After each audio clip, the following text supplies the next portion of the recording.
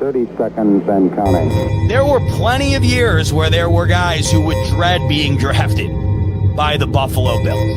Not anymore. Astronauts report it feels good. T-minus 25 seconds. Brandon Beane realizes they're in a window of 2 to 3 years max to get this done while the iron's still hot. And getting Von Miller into that situation was big for the Bills. 10, 9. Oh, baby. Ignition sequence start. 6, 5, 4, 3, 2, 1, 0.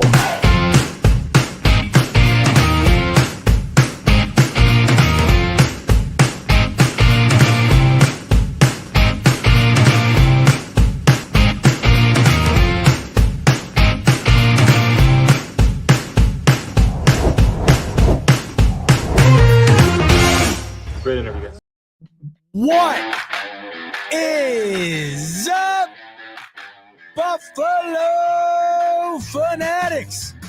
Z-Bot here with you, live on the Buffalo Fanatics YouTube channel on a Victory Monday night. And that, of course, can only mean one thing. It is the smoke break powered by BetUS. Welcome in, ladies and gentlemen, off the Bills' 6th consecutive victory and off the Bills snapping the Chiefs' 15-game win streak. How we feeling? Let me know in the comments, because I'm still feeling fired up.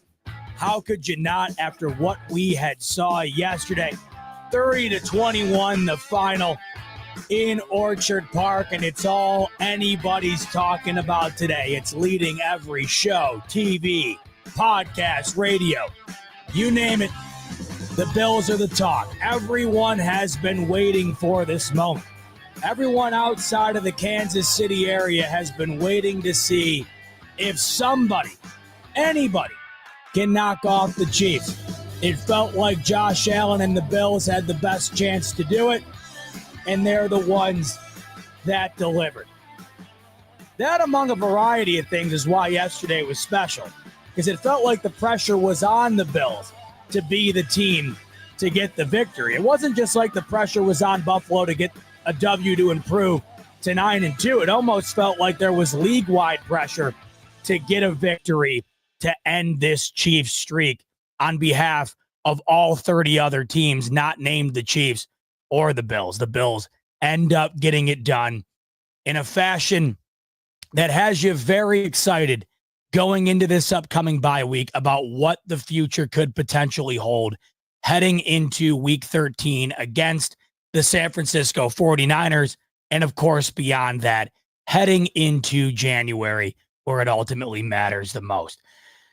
Nobody got it done more yesterday than Josh Allen. Josh Allen, of course, the guy being talked about today ad nauseum, and for good reason. Josh Allen put the exclamation point on that game yesterday, and it wound up propelling him to the top of the MVP leaderboard. Ladies and gentlemen, right now over on BetUS, if you go take a peek right now, there is a new leader in the MVP clubhouse. Right now, Josh Allen plus 150 on BetUS to win the MVP. Lamar Jackson, after a not so great performance against the Pittsburgh Steelers yesterday, losing to those Steelers who did not score a touchdown, has dropped to second in terms of the favorite to win the MVP.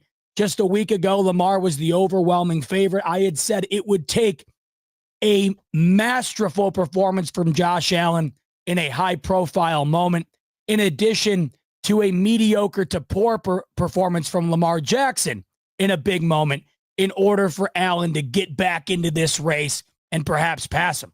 And not only is he back in the race, folks, right now, he has passed him to be the favorite going into week 12 to win the MVP. Right now on BetUS, you can use the promo code YouTube150. That'll get you a 150% sign-up bonus, up to $2,000 on your first deposit, and 125% bonus on your next two after that.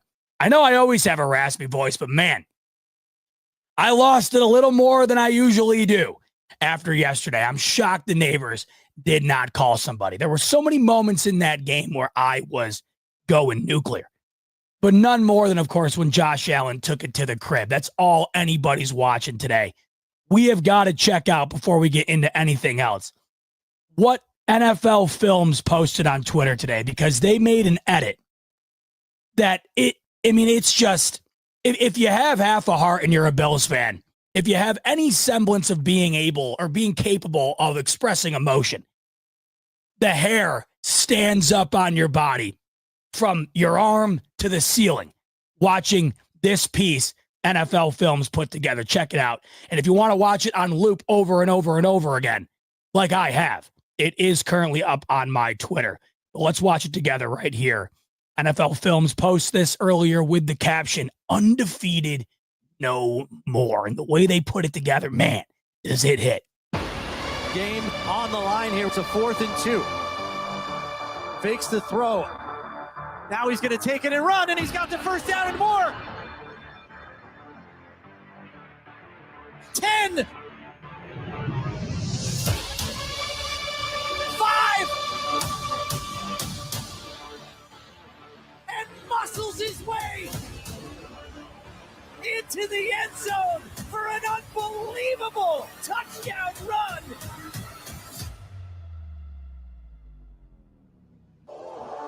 Oh, the play of the year in the NFL.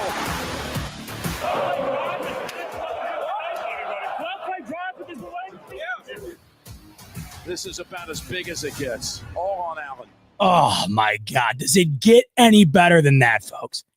Does it get any better than having the guy capable of doing in that moment not only what's necessary, but just being able to do that in general? Not only was it absolutely needed in the moment, but the capability of being able to do that in any moment. Very few guys right now in this league capable of doing that. I don't think Mahomes is capable of making that play right there. He can scramble with the best of them. But that right there is just special. Lamar Jackson could probably make that play. But we're talking about a list that's this big.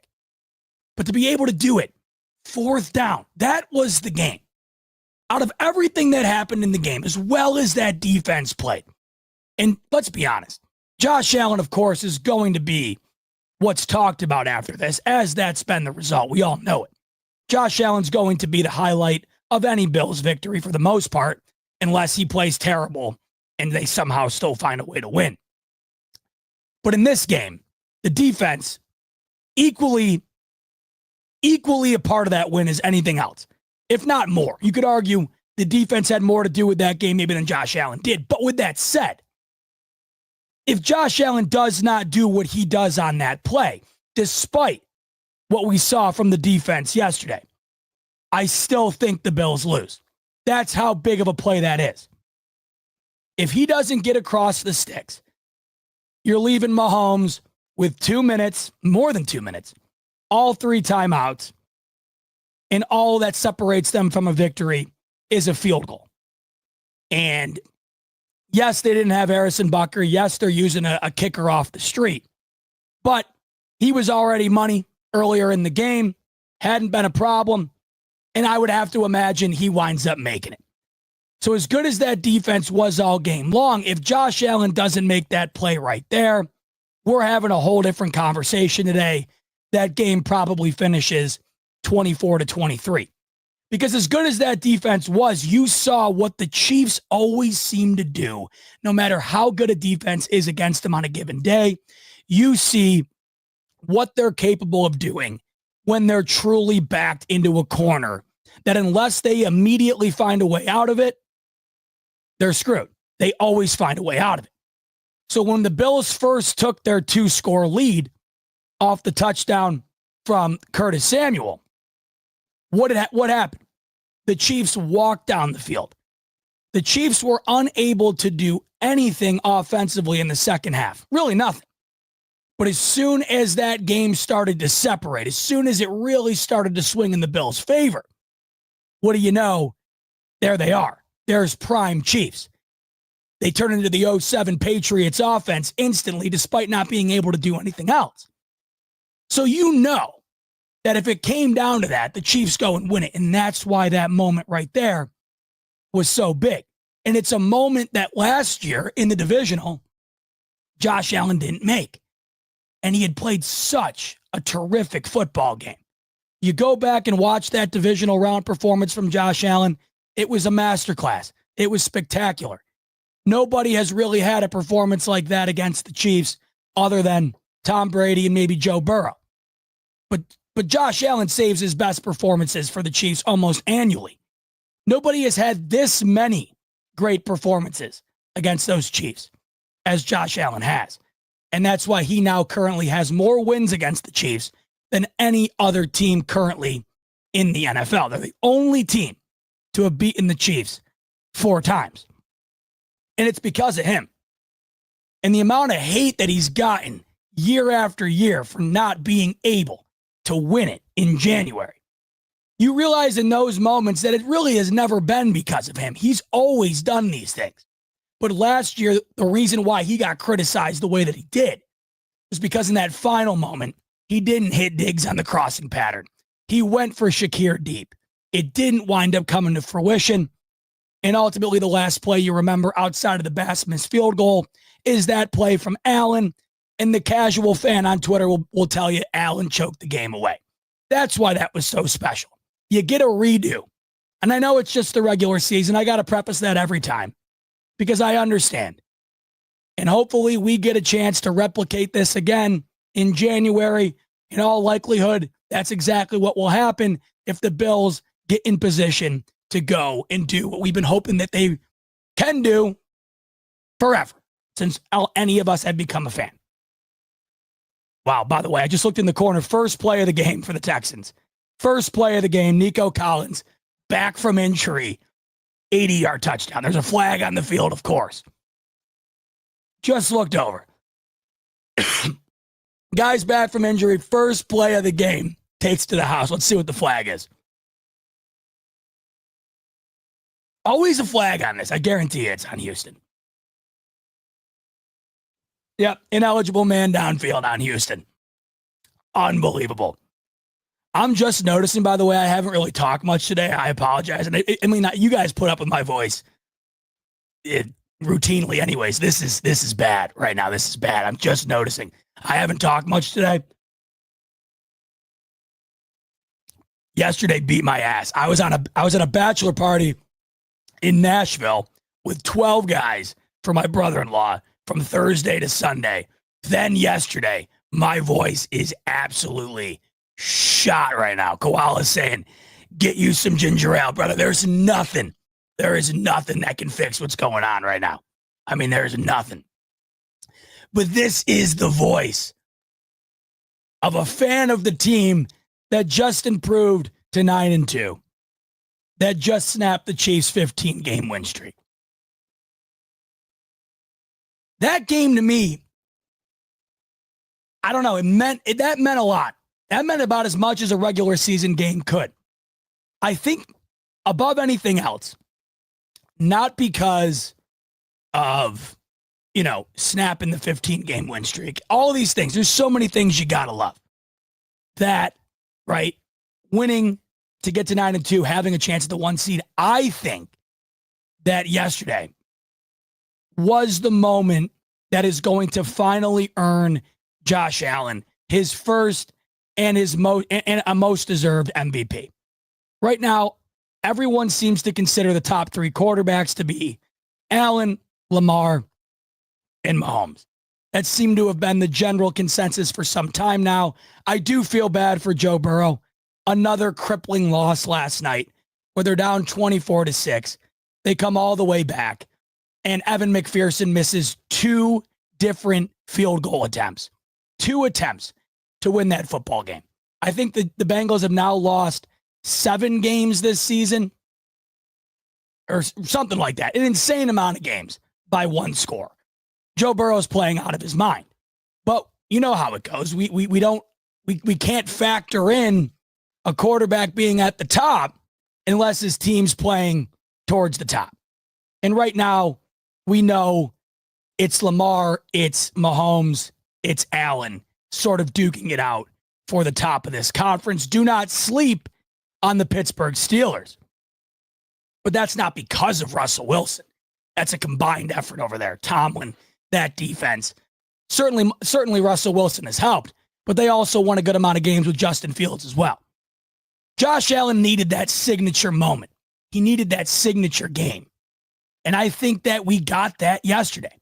And when you couple that with Lamar going up against their most bitter rival in the Pittsburgh Steelers, losing that game, going 16-33, having an interception, getting stuffed at the line on the 2-point conversion to tie it.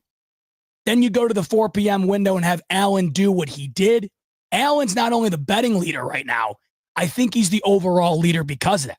And look, I know a couple weeks ago I said Lamar had it locked up. I didn't think, and foolishly I suppose, I didn't think we would get in one day a dud from Lamar in a big loss and then a masterful performance from Allen in a huge win within a 6-hour time span. That's exactly what happened. And Josh, because of that, is now the leader. And I think the way that they're playing, because folks, and by the way, I look in the corner, Joe Mixon. How bad are the Dallas Cowboys, by the way? How bad are the Dallas Cowboys? First play of the game for Houston, they have an 80-yard touchdown to Nico Collins. It gets called back on a flag. So what do? Like 3 plays later, Joe Mixon just runs it for a 45-yard touchdown. This team, awful. Dallas, I think they have nearly 100-point differential at home this year in a losing effort. They haven't won a game at home. Oh, my God, they're terrible. But right now, the way that the Bills are playing, and you couple that with Josh Allen now being the leader in terms of being the favorite to win the MVP, I think I think yesterday was the moment. Unless we get something, and we can't put anything into stone, because I guess a couple of weeks ago you could have put Lamar into stone, and it immediately gets etched over. But if they keep playing the way that they've been consistently playing, it's hard to think that he doesn't win it, because the Bills have been far more consistent than the Baltimore Ravens. Think about what the Bills have done. Not only have they won 6 straight, but this is now 5 straight with 30-plus points. 5 straight games with 30-plus points. And they're doing it in a variety of different ways. And they're doing it without guys that many thought, with their absence, the Bills would not be capable of achieving what they're achieving this year. This offense is averaging more points per game right now than they did last year with less talent out there, arguably. They're also doing it with guys banged up as well. I think there's a ton of factors involved that now have you realizing, with that moment yesterday to catapult it, that Josh Allen, this could be the year that he gets the MVP. And I know everybody always says, we don't care about an MVP, we care about a Super Bowl. Of course. If you had to pick between the two, would it not be the most no-brainer decision in the history of decisions? Of course it would.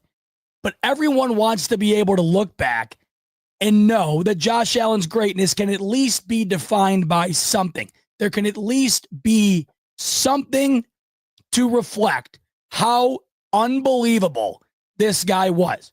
And nobody's going to go back and look at the stats.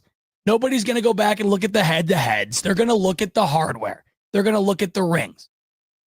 Josh Allen can only determine his personal performance. He can't determine what happens in the 13-second window, right? He can't determine a Tyler Bass missed field goal or whatever might come about that could keep the team from winning it. But Josh Allen can determine whether or not he wins an MVP. And I've always wanted that for him so that we can look back when he eventually winds up going to Canton. We can look back and say this is a perfect representation of how great this guy was.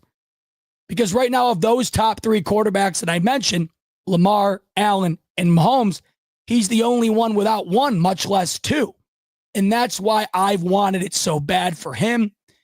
And I think that this might be the year. And when you really think about it, would this not be the most deserving year of them all? Because it was the year that they were perhaps the most doubted. It was the year that the Bills were not supposed to do what they're doing.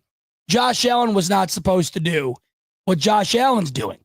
He was not supposed to have this much success without Stephon Diggs. there were plenty of people out there that thought that Josh Allen's success was dependent on Stephon Diggs. And then when you added the absence of Gabe Davis, people just said, I don't see how this is possible. But there were so many people that have attached Josh Allen's success to somebody else, whether it was Diggs and Davis combined, or, of course, Brian Dable. How many people said that Josh Allen's success was strictly because of Brian Dable and it would fall off after his absence? That hasn't been the case. Josh Allen has progressed. He's gotten better. He's gotten smarter. He's gotten more mature. I think that's all culminated into the season we are currently getting from him. I think it's culminated into a year where Josh Allen, at this point in time, going into week 12, he won't play again until week 13, has the best opportunity to win an MVP. And I think that that means something, and I think it should mean something to all of us.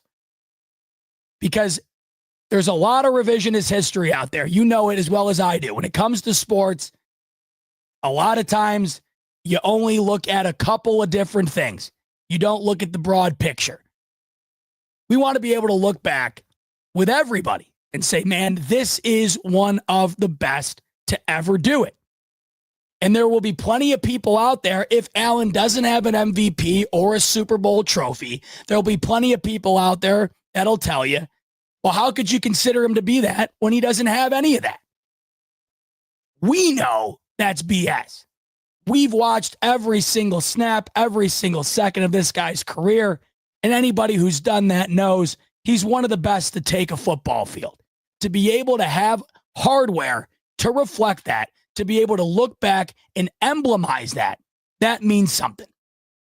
And I think yesterday was the moment that could potentially propel him into getting that hardware that we'll be able to have forever in terms of representing just how great of a quarterback Josh Allen truly is right now and truly was when we look back down the line.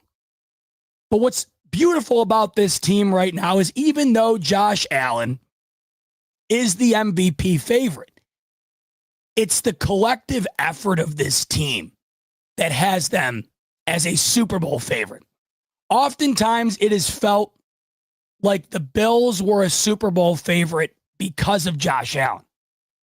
Right now it feels like the Bills are a Super Bowl favorite, yes, because of Josh Allen, but because of a variety of different factors that make the team itself worthy of being a Super Bowl favorite. You saw it yesterday in pretty much every phase of the game.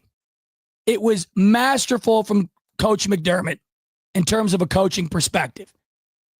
Bobby Babbage, incredible day. I don't think Joe Brady had his best day, but damn it, in the big moments, they delivered. Now, Josh Allen has to be the one to deliver in those moments. But outside of what I felt to be far too many wasted plays on first and second down, Joe Brady seemed to have something to beat perhaps the best defensive coordinator in the league the last decade. He had something to beat him in massive moments. So you just had an excellent day from McDermott, an excellent day from Allen, an excellent day from this offense collectively, this offensive line, not allowing a sack to a defensive unit that has probably the best defensive player on the front four in the league. And then this defense that essentially shut down two of the best players in the modern era at their position. DeAndre Hopkins and Travis Kelce were a non-factor in this football game. A non-factor. And when's the last time you could say that? I know Kelce's getting older. I know he's not what he used to be. And the same can be said for Hopkins. But when you factor in that the games prior to this, those two were balling out, it can't be an anomaly that they just happened to not play well or not be able to get involved. That was because of the Bills' defense. 2 games prior to this, 2 games, Travis Kelce, who is an undisputed first ballot Hall of Famer and in the conversation for the greatest of all time at his position, 2 games before this, had an all-time high in catches. Think about it. Undisputed first ballot. Oh my God. I'm sorry. I'm sorry to stop mid-rant here.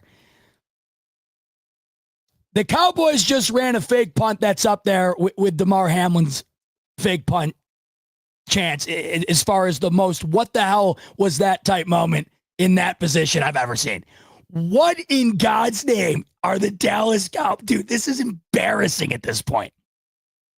If you have the game on the TV as you listen to me, you know exactly what I'm talking about. I mean, oh my God.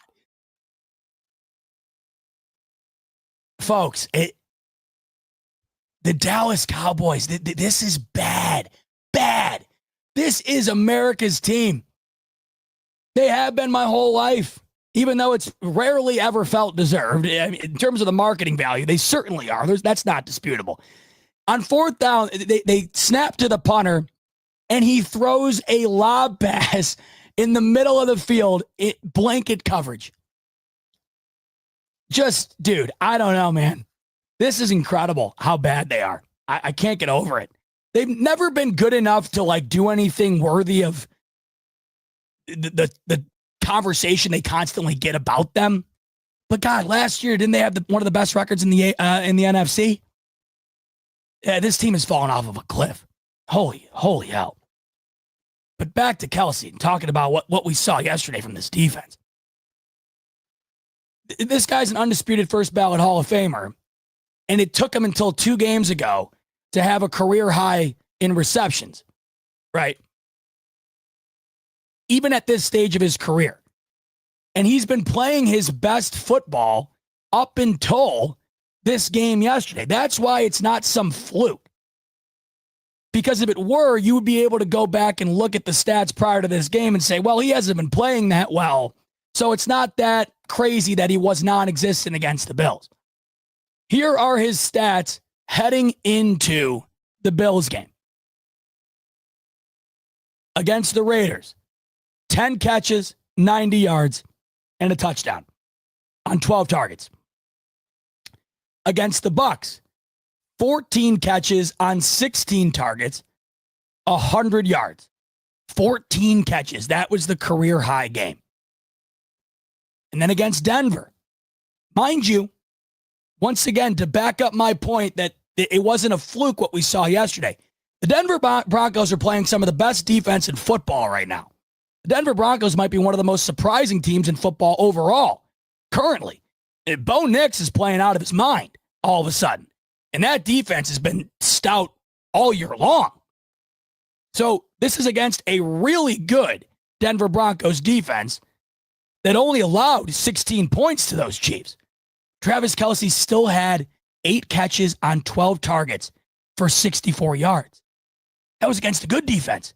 I know the argument could be, well, what the hell do the Raiders have? They're at the bottom of the league in just about everything. Well, Tampa Bay, yeah, we know their offense can put up points, but man, that defense is a sieve. So, of course, Kelce had a good outing. Can't say that against the Denver Broncos. Been playing some of the best defense in football. The Bills yesterday, after that performance, so if I just do the quick math here, in 3 games, the last 3 games prior to going into the Bills game, Travis Kelce had 32 catches for well near 300 yards and 2 touchdowns. Yesterday against the Bills, 4 targets, 2 catches, 8 yards. And when you also factor in what he did to the Bills in the divisional game last year, 2 touchdowns, ate him apart, was wide open all game. That's what you look at yesterday, and it makes you think this team has the capability of doing what they have not been able to do. I don't think you look at yesterday and you look at Josh Allen's performance and have that be the reason that you say, yep, this is the year that the Bills can beat the Chiefs in the postseason and go to the Super Bowl. Because Allen, like I said earlier, some of his best performances all time are against the Chiefs. You didn't learn anything new from Josh Allen yesterday in terms of what he's capable of putting out on the field against the Chiefs. You didn't learn anything new because you could argue that Josh Allen was good enough to beat the Chiefs in 2 of those 3 playoff losses. The big argument has always been the defense has not been able to make enough stops against these Chiefs to coincide with Allen's performance and win the football game. We know last year the defense was decimated with injuries. And because of that, the Chiefs being as good as they are, they exploited the hell out of that defense. And despite having almost half the time of possession in that game, were able to put up more points. It's not the excuse, it's the fact. Because I've always said, if Terrell Bernard's out there, right? If Benford's out there, if Rasul Douglas is fully healthy, if Teron Johnson is fully healthy, if Milano's out there, even if just one of those guys, for God's sake, is out there, much less all of them, the Bills defense has a better day. I'm not saying that they win the game. You can't tell me the Chiefs go up and down the field like a hot knife through butter like they did in that divisional game. I don't buy it. It would have been at least a little bit better.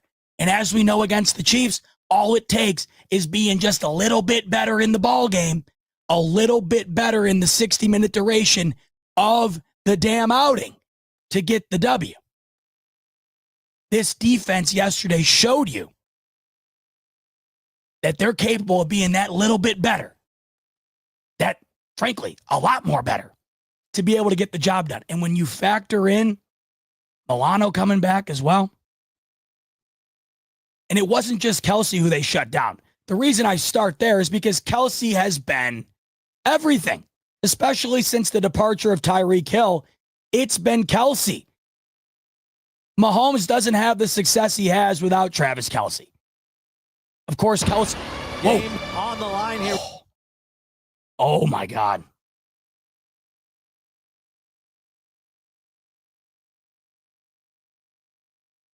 Oh my God. I thought I was just dying. Oh my God. I cannot explain to you how loud that was in my headphones when that just happened out of nowhere. And I thought it was over for me. I thought it was over. I thought I was moving on to wherever I'm destined to go after this life, right here live on the Smoke Break. Oh my God. Oh my God. I don't know how I didn't just slip into something right there. My heart's going about 200 right now. Holy hell. As I was saying, Kelsey isn't what he is without Mahomes, of course, but Mahomes isn't what he is without Kelsey. It's kind of like with Brady. You know, if Gronk was with somebody else, would Gronk have been Gronk? I don't think so. I think Brady still would have had one of the greatest careers of all time. But did it help having Gronkowski? I mean, of course it did. Of course. So to be able to take that away from a guy in Mahomes that has relied on him heavily in big games, in their biggest moments, to be able to take that away is damn near impossible.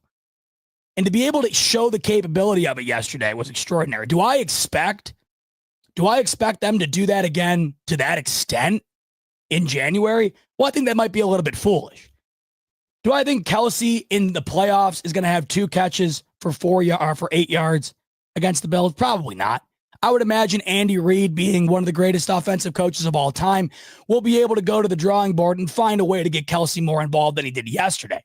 But what you saw yesterday was that it probably won't be what it was last year, which was a dominant performance, which ultimately wound up being probably the biggest difference in the football game for the Chiefs offensively. I don't know how you could go from what you got yesterday to it being lights out based on what the Bills defense did yesterday. It would take an incredible effort from Mahomes and Andy Reid to have Kelsey go from what we saw last year to what we saw yesterday, and then find a way to bounce back towards what we saw last year. So just displaying that was huge. But then to be able to also coincide that with taking away DeAndre Hopkins. I understand Hopkins isn't what he used to be, but ever since he joined the Chiefs, they started to seem more like an offense you'd expect from an Andy Reid-led, Mahomes-led team, right? It wasn't what it used to be. I don't know if it ever will be again because of the departure of Tyreek Hill. But you were starting to see that extra element it felt like they needed, similar to what the Bills felt like they needed with Cooper. You were starting to see that. And that also resulted in, of course, Travis Kelce's numbers being better than they were all year. You finally had a guy the defense really had to respect enough to where you're allowing Kelce to have his opportunities, and that results in better numbers for Kelce. That, of course, results in better numbers for Hopkins than he had in Tennessee. That goes without saying. Going into this game, right, going into the game against Buffalo, Hopkins had been impactful, extremely impactful. Against the Bucs a couple of weeks ago, the same game that Kelce had his career high in catches in. He's the reason they won the football game. If DeAndre Hopkins wasn't on the Chiefs for that game, I think the Bucs hand the Chiefs a loss before the Bills even had an opportunity to end the streak themselves. Because that game went to overtime, and DeAndre Hopkins had 8 receptions on 9 targets for 86 yards and 2 touchdowns. He was the difference in the ball game. And if you remember, we watched that game together. We did a watch party, and that's all I was talking about. There it is. This is how in God's name could Tennessee allow this to happen? How could you give him to Kansas City? Why would you do this? How is there not an unwritten rule AFC wide to not give these guys anything, especially a guy that you know is capable of being great if he's got enough around him to allow him to be great, which he did not have in Tennessee. 8 catches on 9 targets for 86 yards and 2 scores in that game. And then Denver, once again, it wasn't a lights out performance, but that's one of the best defenses in the league right now. And on 5 targets, he caught 4 of them, and one of them was the biggest catch of the game. I think it was about a 30-yard gain in a moment towards the end of the game where the Chiefs had to get a first down in order to score and take the lead. Hopkins got that for him. So, major impact in those 2 victories for the Chiefs going into the Bills game. So when you already consider shutting down Kelce, you might think, well, somebody had to have had a big day. And that somebody probably would have been DeAndre Hopkins. He's the next guy. 4 targets, 3 catches, 29 yards. I mean, if you told me, what would the odds of that be in the betting market if you bet on Travis Kelce and DeAndre Hopkins to combine for less than 40 total yards of receiving? I mean, what would that be? Plus 5,000? It would be absurd. And if you had told me that prior to it, I probably wouldn't have believed you. Because who would believe you? That's what this Bills defense did yesterday. That's what this Bills defense did yesterday. As great as Josh Allen was against those Chiefs in Week 11, this defense needs to be talked about everywhere. This defense needs to be recognized. Because what we saw yesterday, I haven't seen a defense do that to the Chiefs in a very, very long time. And to be able to close it out, too. They bookended it. Think about it. You start the game, Mahomes' first pass of the game, interception. His last pass of the game, interception. And in between that, they had some of the best pressure rate against the Chiefs in a very long time. Multiple sacks on Mahomes. They didn't allow him to get comfortable really all game. The only time he seemed to exploit them was on one drive after the Bills were already able to take a 2-score lead. They had one drive where they allowed the Chiefs to look like the Chiefs. And that was it. Holding Mahomes to under 200 yards. Yeah, I understand he had 3 touchdowns. They're going to score points. But you're going to take 21 points for the Chiefs any given week. Any given week. That's expected. But when you got a Bills team that's averaging 30, this Bills defense is allowing about 17. I think you're going to be fine with allowing 4 points more than the average that you've allowed team-wide or league-wide. You're going to take 21 to the Chiefs. Going into any game against the Chiefs, if you were guaranteed only 21 points allowed and you strictly had to rely on the Bills' ability to score more than that, I'd sign up for that immediately. Guaranteed allowing them 21. It's up to the Bills to score more than that. That's why I had said all week going into this game, it had felt to me like whoever got to 24 or more was going to win it, because you had 2 of the best defenses in the league out there. But the Bills' offense going into this game undisputably, and Josh Allen going into this game undisputably, have been better than the Kansas City offense, have been better than Patrick Mahomes. So it would be logical to guess that the Bills going into it would have the better chance of hitting that 24-point plus mark. Now, I did not think any of these teams, either of these teams, were going to hit 30. The fact that the Bills did that is even more insane, honestly. It's even more insane than snapping the 15-game win streak. The Chiefs were on a 15-game win streak. They were on a 30-game streak of not allowing 28-plus points. Think about that. Everyone going insane about how unreal it is that the Chiefs have rattled off 15 straight and haven't lost since last Christmas, which, of course, it is insane. You know how hard that is to do? There's a reason you don't see that very often. Go ahead and double that, and that's what this Chiefs defense has done to opposing teams for 30 consecutive outings.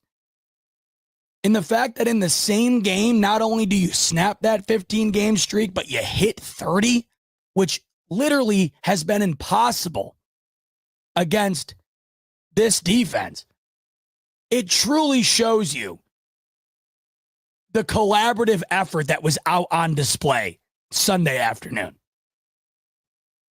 What better representation could you need? You hold the Chiefs to 21, you score 30. That's a recipe for success, not only against Kansas City, but against any of these teams in the league. And it's not like they just did it against Kansas City. Like I mentioned, this is now 5 straight games where these Bills have rattled off 30 points. And they've done it without guys. They've done it with Allen having an off game. They've done it with Allen turning the ball over once a game now, which he wasn't doing almost the entire season prior to these last couple of weeks. So all of the reasons you could nitpick and say, well, they won't be able to do it then when it matters. They won't be able to do it here when it matters. They've done it so many different ways that to me is what has you believing they're going to be capable of doing it regardless of what's thrown at them when it matters the most. That's why yesterday to me was just so impressive. There was so many reasons to be impressed. It wasn't just one singular reason. It's often felt like when you're impressed by the Bills, it's because of one thing, and it's oftentimes because of Josh Allen. Right now, you're impressed with McDermott. The balls to go for it on that 4th down. We've seen teams crap themselves in that moment. We've seen teams not go for the 2-point conversion when they should, not go for it against the Chiefs when they should. We have seen countless times where the opposing coach allows the Chiefs to get in their head, and they wound up not doing the smart thing to best put their team in position to win the football game. McDermott has done that a couple of times against these Chiefs. None more notably than in the 13-second moment. I think you could argue we've seen the maturation of Josh Allen, but we've seen the maturation of Sean McDermott. And yesterday was an excellent example. Outside of the what the hell are you doing challenge call early in the game, which, whatever. I mean, yeah, did it make no sense? Yeah, it didn't make any sense to me at the time. I don't think it made sense to anybody. But it wasn't like it was a detriment to the game. It wasn't like it was this gigantic coaching decision that was an absolute blunder that had a major impact one way or the other on the football game. Sean McDermott was excellent yesterday. And I think what we've seen from him from the beginning of his career to yesterday, what stands out the most is the confidence that he clearly has in his team that has allowed them to be put in the best positions imaginable to win the football game each and every week in the biggest moments. Yesterday, no better example. They could have easily have taken that field goal on 4th and 2, 26-21. And how would you have felt with 2.5 minutes left, 2-minute warning still there, 3 timeouts still left? Where would your confidence level have been, despite how great that defense played? Where would your confidence level have been if the Chiefs got the ball back with a touchdown separating them from winning the game in regulation? You wouldn't have felt all that great. Neither would I. And the odds of them winning, probably quite high, despite how great that defense is for the Bills. Because it's never really mattered how good your defense is against these Chiefs in that moment. That's why you have to win the game when you have the chance. They won the game yesterday when they had the chance. That's why, looking back last year, that's why I was so upset that Allen didn't take digs on that crossing pattern. Because going for it all in that moment, to me, even though it would have scored a touchdown and put them up more than a field goal, put them in position to win it, the Chiefs, much like yesterday's situation, the Chiefs still would have had 2 minutes, multiple timeouts to go down the field and score a touchdown. And last year, I guarantee you they would have done that. Guaranteed. You might have an argument yesterday because of how the defense was playing and how much better they are yesterday compared to what they were last year. Last year, they were going down and scoring that, no doubt. But the reason why I was so upset not hitting digs on that crossing pattern is because, to me, that play, despite going to Shakir, getting you points, the play going to Diggs is the play that puts you in better position to win the football game. Because you get the first down, you continue to milk the clock, you're in better field goal position, you're in better position to score a touchdown with less time remaining. Everything about it gave the Bills a better chance to win. That's why, to me, it was never about Chris Jones hitting his arm and not getting it to Shakir. It was always about not hitting Diggs prior to Chris Jones even having a chance to hit Allen and then getting the first down and going from there. Right? Yesterday, they won it when they had the chance, and they did it in a smart way. Allen ran it. In the biggest moments, what do you trust the most? What do you trust the most? Handing it off? Throwing it? Or one of the greatest dual threat quarterbacks of all time, utilizing half of that dual threat that nearly anyone else in the league hasn't possessed ever. If I need 2 yards, what am I signing up for there? I'm signing up for that. And that's why you got what you got, because that was the best possible way to approach that moment. Now, granted, someone tweeted at me earlier, I forget who. Apparently, Next Gen Stats determined that Allen had like a 1.5% chance to score on that play just based on the defenders around him. So it wasn't like it was foolproof. But there was no question about him getting the first down there. The touchdown was a whole can of cherries on top. But a first down there still, even if he doesn't score there, you make the Chiefs burn all their timeouts. You get to the 2-minute warning. It was the right play regardless of whether or not he got in the end zone. Getting into the end zone ultimately won him the game. But it was the right play regardless. With 2 minutes left, or with around 2 minutes left, 2 yards to go to keep this game alive, give me the best chance to win it. They did the right thing in multiple ways. They decided to go for it, and they put the ball in their best player's hands and gave him the best chance to do it. And there's credit all around. I mean, there's just credit all around. And that's why, yes, it's a regular season win. No, it's not the Super Bowl. No, it's not the playoffs. But once again, like I said yesterday, I'll say it again here. After the Bills beat the Chiefs last year in the regular season off of a Kadarius Toney offsides, where Travis Kelce pulls off what would have been one of the greatest plays in NFL history. The Bills win, what was it, 20-19 or whatever? After that game, did you walk away feeling great about it? Or did you just feel relieved? You felt relieved. You felt, all right, the Bills got a W they had to have to keep their season alive. Right? You didn't walk away from that game saying, man, Allen's the MVP.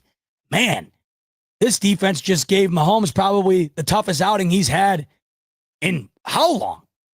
Man, McDermott had an unreal day coaching. You didn't walk away saying any of that. You walked away saying, man, I think we caught a break there. Because if Kadarius Toney is lined up like he was on 99.9% of every other snap he's played in his career, Bills are losing that game. It's different. It's different. You feel different today about what you saw yesterday.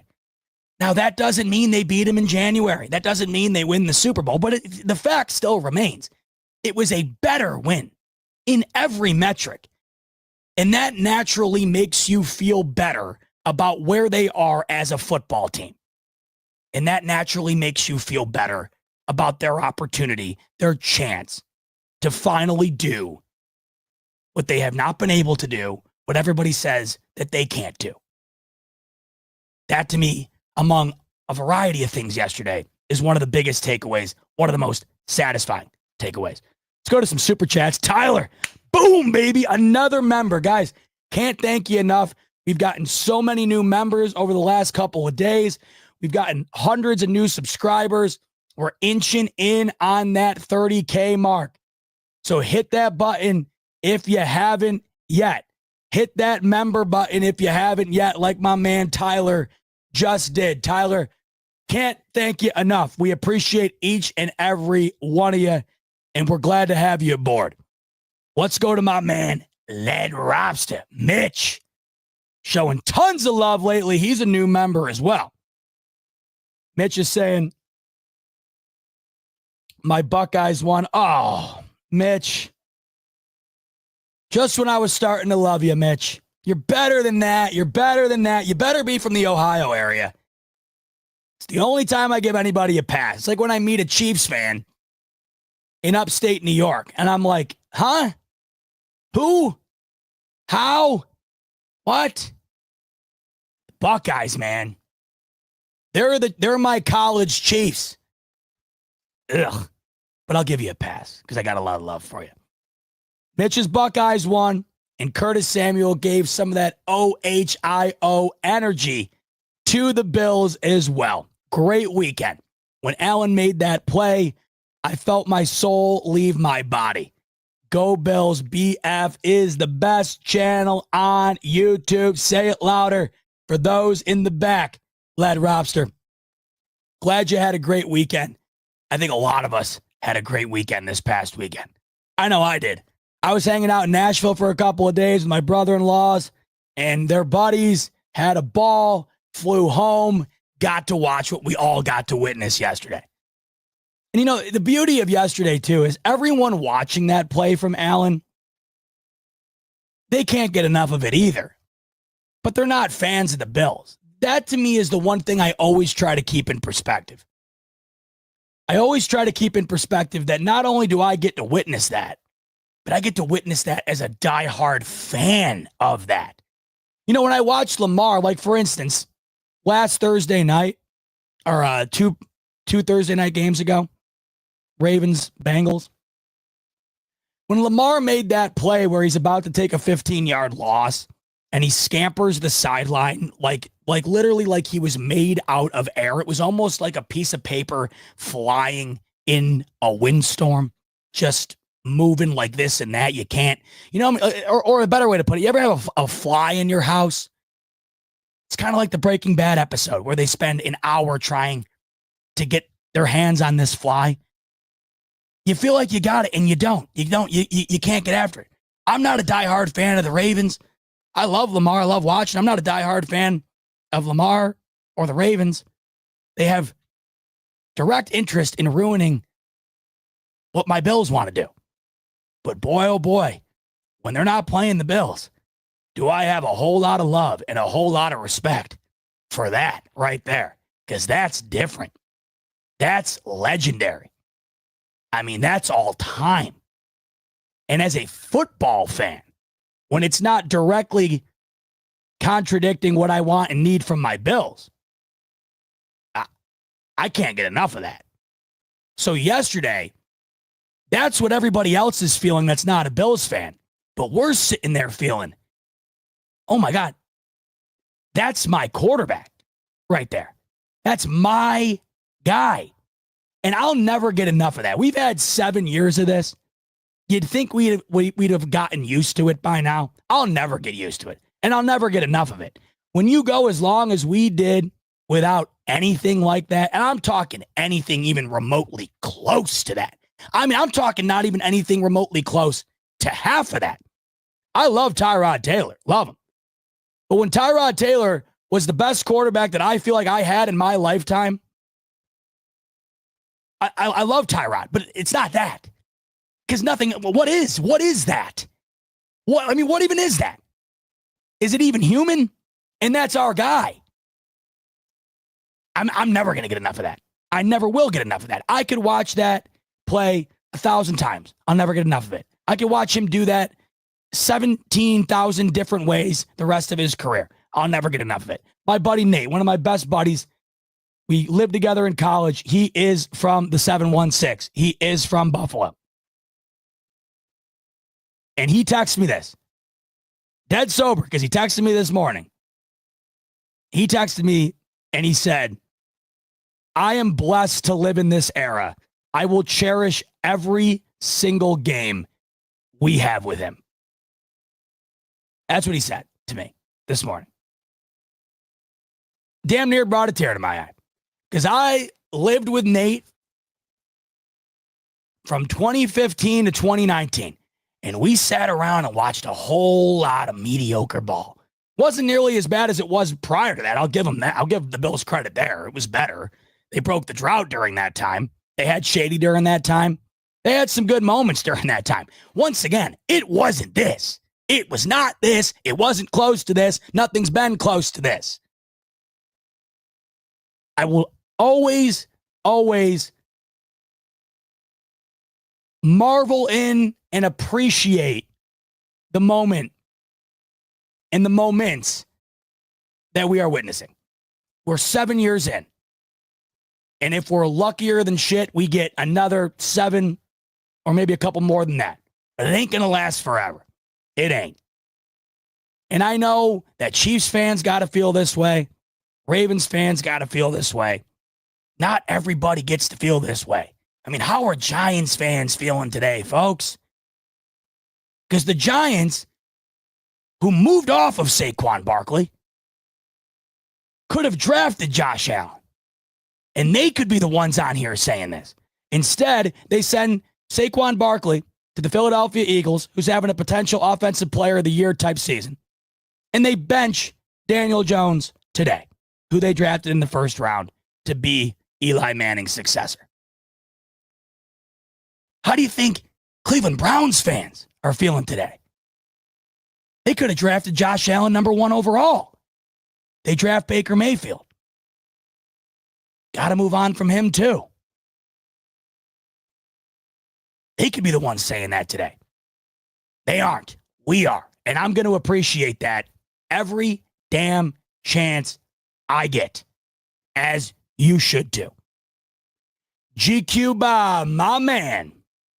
That was the same spot in which Bass missed the kick on the 26-yard line in the playoffs. Shout out to McDermott for trusting him and not giving the Chiefs the opportunity to end it like they normally do.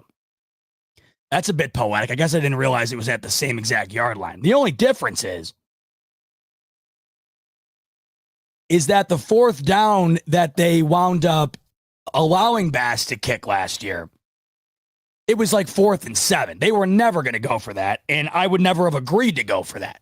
If yesterday was 4th and 7, I'd be like, what the hell are you doing? You can't do that. You can't. I understand you got one of the world's greatest. I understand you know what's probably going to happen, what could happen if you don't get the 4th down. But there's a difference between being smart and being way too risky. You gotta adequately match your wisdom, your intelligence with your risk level. And there gets to a point where the risk level gets too high to where the intelligence is non-existent. You have got to be intelligent with your risks. And going for it on 4th and 7, when you have an opportunity to make a 1-score game, a 2-score game, or excuse me, when you have the opportunity to make a field goal game, a touchdown game, you got to be smart. Yesterday was the perfect example of adequate risk with adequate intelligence. I need 2 yards. A field goal here allows them to go down and win it. They have the opportunity with one of the greatest of all time in this situation to beat us in regulation if we kick the field goal here, right? We're leaving the door open here if we kick the field goal. Meanwhile, I have one of the greatest. I need 2 yards. I have one of the best offensive lines in the league. I have one of the best dual threat quarterbacks of all time. I'm going to put that ball in his hands, and we're going to put the game in our hands. That's matching risk with intelligence. You saw it on display yesterday. That's the only difference. Now, I guarantee you right now, at least I'd like to guarantee you this. I'd like to think this, and I would probably bet my life that this is what they would have done. If this was the same situation last year, 4th down, 2 yards, I think that they go for it. Because the wind was more of a factor in that game last year than it was in this one. And there was just as much time, and even more so, the defense that entire game never, ever gave you a reason to think they were going to be making a stop after that field goal was made. That's why I've said this how many times on here. That loss to me in the divisional, it was never because of Tyler Bass. So many people are always like, no, Tyler Bass lost us the divisional game. No, he didn't. In my heart of hearts, there is not a shadow of a doubt in my mind that the Bills lose that football game last year whether Tyler Bass makes it or not. They lost, obviously, because he missed it. We know that already. That was our reality. They're losing that game even if he makes it. With the amount of time left, timeouts left, a field goal only being necessary to win it, the way that defense was playing, the way that the Chiefs offense was playing, they were never winning that game. They needed to either get in the end zone or milk the clock down to damn near 0 and then kick the field goal. It was never because of him. So that's why yesterday, the way that they did it and how they did it and the situation that they did it, it was essentially the polar opposite of what we got last year in the best way possible. You just got to hope that when that opportunity strikes again, that when the moment's bigger, that it doesn't become overwhelming to the point where they don't make that decision again. But I have the confidence now in their ability to do it, not just because of yesterday. McDermott has shown you the trust that he has. Josh Allen has shown you the ability to do it. Like I said, earlier in the year, I know it was 3rd down instead of 4th down, but they know what they have and they know how to utilize it in these moments. Against the Jets on Monday Night Football, they need a 1st down to seal that game. They did essentially the same thing they did yesterday on 4th down. Allen snapped out of the gun, runs it. You can't stop him in that short amount of distance. Ball game. And even if you do stop him, you're not. Who's going to fault McDermott on that? Anybody? Because if you have 2 yards to gain to win the game with Josh Allen, and you lose it because you can't get it, then so be it. I mean, it's pretty much precisely what Chris Collinsworth said back when the Patriots beat the Seahawks in the Super Bowl. That's exactly what he said, essentially, after Russell Wilson threw the pick to Malcolm Butler. He said, if I run the ball with Marshawn Lynch to get X amount of yards to win the Super Bowl, to get in the end zone to win it, and I can't get that amount of yards, then so be it. I'll live with it. But to lose on throwing the ball on the goal line and getting picked off, you're never going to be able to live it down. They never have lived it down. They never will live it down. I'd never be able to live that down. I mean, if that was the Bills, I would still probably be in bed. What was that? Over a decade ago? I don't think I ever would have gotten up from that, you know? So if you lose the game because Josh Allen can't get 2 yards, so be it. But if you lose the game not allowing him to have that opportunity, you can't live with that. And I think that they know it.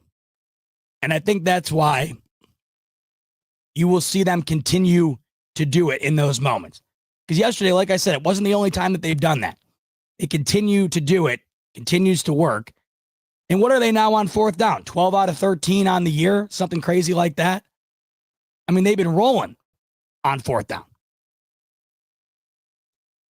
Signified coming in. He says, if we win the next two, then go into Detroit and beat them, I'm telling my dad, get Super Bowl tickets because we're going to the Big Easy. I mean, man, if they do that, will the hype ever reach that level again? If the Bills are able to not only beat the Chiefs here like they've just done, and snap a 15-game win streak, the Bills are not only able to do that, but then they're capable, then they're able to go in off the bye, beat the reigning NFC champs, then beat the Rams, then beat the Lions, who are probably the best team in football right now. I don't know how you could ever match that from a hype perspective. I don't think it'll ever get better than that, bigger than that. So I don't blame you for thinking that way. And we're going to talk a bit more about that in a minute, because I think that that game is going to carry even more weight than just you and I and everyone else thinking that the Bills are winning the Super Bowl. I think that that game, truly, I think that that game might come down to being the biggest game of the year in 2020-24. We'll talk about that in just a minute after I get through all of your you fine people super chats. By the way, the internet, once again, as you're noticing, looking like a Minecraft character once again. Shout out to my friends at Honest. You keep on being consistent. I'll give you that. You keep on delivering consistently. Boy, oh boy, you guys, I'll tell you what. Man, you know how to keep it coming in a consistent fashion. Good God Almighty. Richie saying, Bot, your voice sounds great. I've watched Pierre comment on Allen's TD several times and gives me chills still. Something different about this season, number 59. Yeah, nothing better than watching the reaction to that play in real time. I wish I had a camera set up on me during it because I was absolutely losing my mind, losing my shit. Who wasn't? Everybody was. Pierre embodies it perfectly in his video. What Pierre shows you in his reaction embodies the reaction of Bills Mafia nationwide, worldwide. That reflects exactly what we were all thinking in that moment. We were all losing our mind. And that reaction was perfect. It was absolutely perfect. I got to start filming live game reactions myself, I think, because I got to be able, I want to be able to go back and look at it. I want to be able to go back and look and see in those moments. Just kind of like from a, like an archive perspective. I'd love to be able to go back and look and see what that moment was in real time. Almost like a video, like a journal, like a video journal of all these games. I've been thinking about it recently. Next year I might do something. I might set up something where I react in real time for the games. Because I think that I know you guys would love it. Because I try my best to bring what I feel in the moment after the moment. I think that if we could do it in the moment, I want to start doing that for like other games too, other big games. We've done a couple of games recently, some of these Monday night games, but I think it would be really fun to do it for these big games. I'm definitely going to do it in the playoffs. Maybe not the Bills games on here, obviously, because that's what Pierre's doing. But I'm definitely going to be doing reactions to the other playoff games because the big games, man, How can you not get hyped up? How can you not be? But I think next year I'm going to have to set up a camera during the games because these Bills give us way too many moments like this to not document it. If not for anything else, I'd love to be able to go back with my future kids and be like, yep, this was this game, this was that game. Because how many of them have there been? Good and bad, by the way. Of course, good and bad. And you're always going to get an electric, crazy response regardless. You know what I mean? Signified coming in. Suffered through 20 years of Tom Brady. Bills didn't make the playoffs for the first time in my life till I was damn near 18 years old. All of that was worth it to get the experience of the Josh Allen era. Couldn't have said it better myself, Signified. You and I are essentially in the same boat. I think when the Bills ended the drought, I was just turning 21. So you and I were 3 years separated essentially from our experience of these Bills. And you put it perfectly. I mean, suffering doesn't even quite put it, you know, it's not even adequate enough of a word to describe what we truly had to go through. Because the Tom Brady point you bring up is, I mean, really, there's no other way to reflect just how low on the totem pole we were compared to what was going on in the league. Because not only could we barely beat the mediocre to poor teams in the league, you also had the greatest of all time in your division rolling through you every single chance he got. Rolling through that division every single chance he got. Rolling through the conference, there was never a chance. You know, in some of these divisions right now, if your team's not that great, at least you got a chance. At least you got a snowball's chance of making something happen, something to root for, something to be excited about every week. That was not existent. That was non-existent. You had nothing to be hopeful for. Even if you had a decent year, you knew it wasn't going to matter. You weren't going to have a better year than New England. And there was one less playoff spot back then to be had. So the odds of you backing into the playoffs weren't great. So it was just, it sucked. I mean, what else can you say? It's the most discouraging thing of all time, but you still signed up for it every year because you can't help yourself. That's why, yeah, you just cannot take for granted this. And yeah, you know, there hasn't been a Super Bowl yet, appearance or win. But this, regardless of that, you can't compare the two in terms of how much better this is compared to what it always was. Mitch coming back in, he's saying, what's important is that we're both Bills fans. Oh, yes, that is important. That trumps the lineage to the college fan base, or to the college fandom.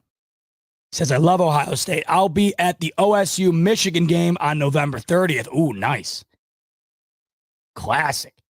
I'll break some tables and shout Bills 59 from the rooftops in your honor. By the way, the Jets suck. Very well put. Very well put, Mitch. One, very jealous. Doesn't get better than Ohio State and Michigan, although that ain't, I don't know. I mean, you might be leaving that game at halftime, Mitch. Michigan's terrible. Ohio State might be up by 30 midway through the third quarter. But I guess it's a perfect excuse to have an absolute ball in the parking lot, go in, and then keep that party rolling through the duration of the football game. I can't imagine that the Buckeyes don't beat Michigan by at least 14 plus points at the minimum. But that'll be fun. By the way, with the Jets, yep, Jets season ended yesterday. It's been over for a while now, folks. We know that. I've been saying that, of course. It's been well over for a long time. But it just continues to be more and more over every week, and I love that. The Jets season gets a little more over every week, and it's to the point now where it can't really get much more over, but you still can't get enough of it. I mean, Anthony Richardson, a couple of weeks ago, Colts organization basically says the guy's not good enough to be an NFL starting quarterback.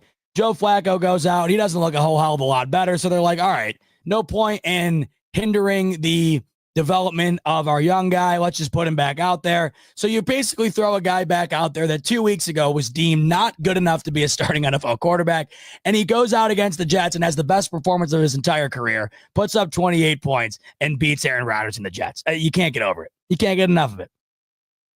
The Texans got to be sick. I don't, as the Texans right now are just rolling all over the Cowboys, how in the ever-living hell did they allow the Jets to beat them? Because you know what's crazy is if the Texans would have just played up to their standard of football, like we've expected from Houston since Stroud has entered the league here, if they would have just done that on that Thursday night football game, the Jets would currently be on a 7-game losing streak. The Texans, I'm still mad at them for it. It would have been great. That was the Jets' only win since when? September 19th. So the Jets started 2-1. My God. Jets started 2-1. Their only win since then was that game against Houston. And you know what's crazy, too, about the Jets being as bad as they've been this year? Like, yeah, they have 3 wins. But when you look at the wins, the Texans were banged up, but I'm not going to knock the Jets. Honestly, the Jets played better than the Texans that night, regardless. Like, they just played good enough to win. It was shocking. But there are only 2 other wins. The Patriots and the Titans. Unarguably 2 of the worst teams in the league. Like, the Jets weren't just bad this year. They were quite literally one of the worst teams in the league this year.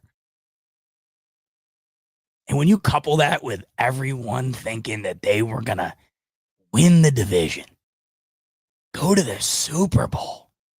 I mean, you'd be hard-pressed to have found someone out there willing to tell you they weren't making the playoffs. Well, you wouldn't be hard-pressed because you're watching the guy right now that told you that. But if you went outside of this channel into the open world and asked basically anybody, what do you think about the Jets with Rodgers this year? Oh, I'm thinking, yeah, it's got to be something. It's going to be something. Thinking, 11, 12 wins minimum playoffs. The team that hasn't made the playoffs in 12 years, longest active drought in the league, they were just going to walk into the postseason and walk into the Super Bowl. The only thing standing in the Jets' way was Mahomes, apparently. And nope, just turns out the entire league was standing in their way. But hey, not my problem. Richie Fresh, vibes different. Can't explain it. Better than 2020. I agree. It's different in a variety of ways. In 2020, it was so new, right? It was so new. That was really the first.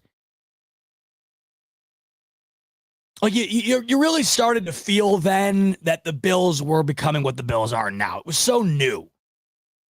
It's not new anymore. Now you need to see it in a different way. You don't just need to see it. You need to see it in a different way, a convincing way. I think that's why it feels different. Back then you saw it from Josh Allen lighting it up down the field, these bombs down the field, electric offense. It's just so much more sound now. It's just so much more mature, I think is the best way to put it. You've seen the maturity grow from Allen's perspective, McDermott's perspective, this offensive line, the defense. Defense has always been good, but something about this defense right now feels different. Just interchangeable, constantly giving you big plays, forcing a turnover just about every single game this year. In big moments, big stops, guys stepping up for other guys, making big plays, bending but not breaking in the games where they're not playing the best. It does feel different. It is tough to explain. The best way I think I can explain it is just it feels more complete. And it feels less, it's not like this shiny new toy that the Bills are now, like they used to be for us, where it's like, man, every Christmas we were getting coal, and now all of a sudden I just walked downstairs and Santa brought me a PlayStation 5. He bought me a new iPhone. He got me the keys to a McLaren. My God, every year I was getting coal, and now I'm basically like, it's like Christmas Day at the Buckingham Palace. Like, you really can't you can't really compare it. Like it went from, and then that, of course, like back then, you go from getting coal every year, and then all of a sudden, like one Christmas, you get like everything you asked for. And now you're getting everything you want, but you're like a bit more mature about it, right? Like instead of asking for a bunch of frivolous stuff you don't need, maybe you ask for some stocks, some bonds, a down payment for a house. I don't know. You're either with me or on that one, or you don't. Regardless, the maturation, 2020 to now, more maturity, living up to the expectation consistently, doing what you expect of them, and doing it in different ways, collectively, together, as a unit, as opposed to 17, go do it, and then cross your fingers that we get it done. BT, my brother, Bartek, he's coming in. He's saying, I think this is why we care so much for the MVP as Bills fans. Because we watch him closely, see what he has to overcome, just want something to cement the greatness for Josh Allen's sake. Yes, that's all I've ever felt. That's why I hate it. And it's foolproof. I mean, I swear, every time I bring this up, every time I talk about it, tweet about it, whatever, there's at least one person who says, I don't care about the MVP. I want a Super Bowl. And it's kind of like, what's the best way to put this? It's almost like saying, I don't want a bicycle. I want a Lamborghini. Yeah, no kidding. If you got two modes of transportation to choose from. I won't even say Lamborghini. Honestly, it doesn't even need to be that frivolous. It doesn't even need to be that extensive. It doesn't need to be that amazing. I'll literally just say this. What would you rather have? A bicycle or a car? I mean, unless you're living in downtown Manhattan, I think the answer is pretty obvious here. Right? When you say that, it's like, do you know that you're saying the most obvious thing ever? You didn't come up with some amazing take. You didn't come up with some epiphany, and you're not the only one sitting there thinking, wow, I think the Super Bowl is more valuable than the MVP. Oh, well, you don't say. Tell me more. I'd love to hear your argument on that because, man, from where I stand, I think it's all about stacking them MVPs, baby. To hell with the rings. Hell do I care about that? Individual award, that's what I'm about, right? What would you rather have, a bike or a car? It's a no-brainer. But if you know that saving up for a car is going to cost you minimum 30 grand and saving up for a bike is going to cost you $500 and you really need some sort of transportation, wouldn't you be satisfied with at least having the bike instead of having nothing? So to add a third option to that, what would you rather have? A car, a bike, or nothing? You know you got to save 30 plus grand to get the car. You got to save $500 to get the bike. And then you're just stuck with nothing if you don't get either of those. Bike sounds pretty good, doesn't it? The point I'm getting at is the Super Bowl is the car. Saving $30,000 when you don't have it sounds like a daunting task. It's very hard to do, not easy to do, and it feels like it's going to take a long time to get there. You're going to need a little luck involved to get there. You're going to have to work your ass off to get there. You're going to have to do something that you've never been able to do in your life to get there. But getting to that bike, man, that might be tough too to save up for. Might not be able to get it, I might not be able to afford one every year, but this year I can. And why would I not want that damn bike this year when I've been walking to work every damn day and working my ass off? I'm going to work every day. I'm putting in the work. I'm the best employee in the company, and I'm still walking my ass to work. I should at least have a bike to get to the damn job. Give Josh Allen his damn bike. And yeah, if we can get the car to sub in the bike, or if we can get the car to put in the garage with the bike, sign me up. Sign me up. I'll take both. I will take both. But if I can get the bike for now, I will take the bike. Please.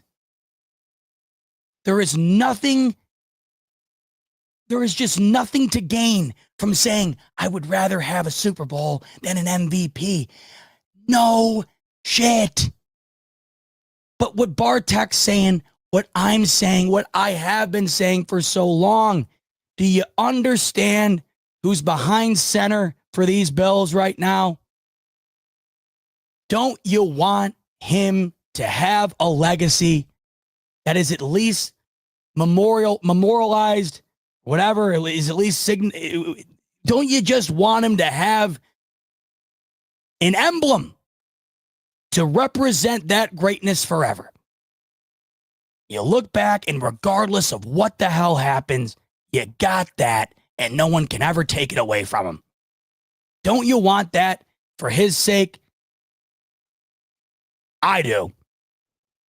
Because the guy's one of the greatest I've ever seen. And knowing how dumb some people are online in terms of how they argue who's great and who isn't, we'll go down the line here 15 years from now, and people will look back and say they don't win one. And I'm not saying they won't, knock on wood. I'm just saying, say we get ourselves in that situation. They look back, no rings, no MVP, no greatness. Can't you see it right now? I mean, I can see it right now. I see it daily. Every damn day I see someone online saying something like that. That's why I get so fired up about it. It's not because I care about the MVP. If Allen wins one, that's all I care about. You're not going to see me on here like all the rest of the time here. Well, Allen got snubbed again. I mean, if it's warranted, I will. I don't go into every year like getting down and just looking up at all my Bills memorabilia and saying, oh, I hope this is the year Allen wins the MVP. Please, please let it be the year. Oh, my God, I just need it. I just want the greatest player that I've ever seen in my life that has resurrected my favorite team in my life, a team that means a whole hell of a lot to me, my family, all of you guys. I want to see that guy who changed the trajectory of that team's overall everything to have something in his shelf that will always signify how great he was to not just us, because we don't need to signify. We don't need to be signaled, but there's going to be a lot of people who will. That's all I want. And it's not like he doesn't deserve it either. Like, it's not like I'm sitting here asking for something that's completely ridiculous. The guy deserves one. You go up to anybody on the street and ask him who one of the best players in the NFL is. You ask him to list you a couple of people. He's going to be one of them. So it's not like it's just you're grasping at straws here. The guy deserves one, damn it. No other way to put it. And you saw yesterday one of the million reasons why, but one of the greatest reasons why yesterday. Because not only was it the play of the year according to Jim Nance, and I love how, because he knew I love how Jim Nance, when he said that, he knew he was going to get heat for it. Because just, 2 weeks ago, we watched Jaden Daniels win the ball game on a walk-off Hail Mary. Like, there's levels. You can't compare a one-off, oh my God type play to that, because it's just so rare.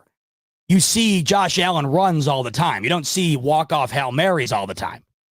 So I love how he clarified it, because he knew that people were going to come after him. And he said it great. He said it perfectly. When we're talking about the magnitude of the moment, when we're talking about everything that's said about the Bills, and we're talking about, the narrative surrounding them, we're talking about the Chiefs being on a 15-game win streak, putting it on the line in this game against their biggest rival outside of their division. Just all of the outside factors coming together in that moment.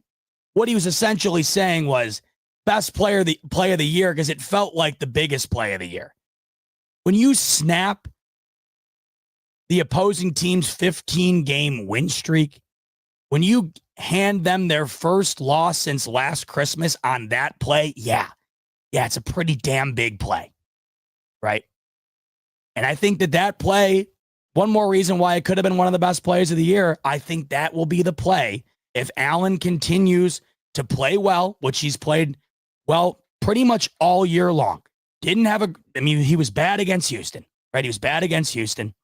Nobody was good against Baltimore. I don't care what he was doing in that game. They weren't winning it. And, he wasn't like particularly amazing last week either against the Colts. But when you factor the collective season, right? When you look at the season as a whole, from the broad picture, and you take the moments like yesterday, once again, ask yourself the question: where would the Bills be right now without Josh Allen? And where are they right now with Josh Allen? And then look around the rest of the league and ask yourself the same question with that team's quarterback. And I think it's a pretty easy conclusion to come to, or at least a very arguable conclusion to come to. I don't think the Bills have a winning record without Josh Allen. They're 9-2. I think the Ravens with Derrick Henry could probably have a winning record. Maybe not. I don't know. But when Lamar's got two of them. I think the Chiefs probably would have a winning record, right? With that defense.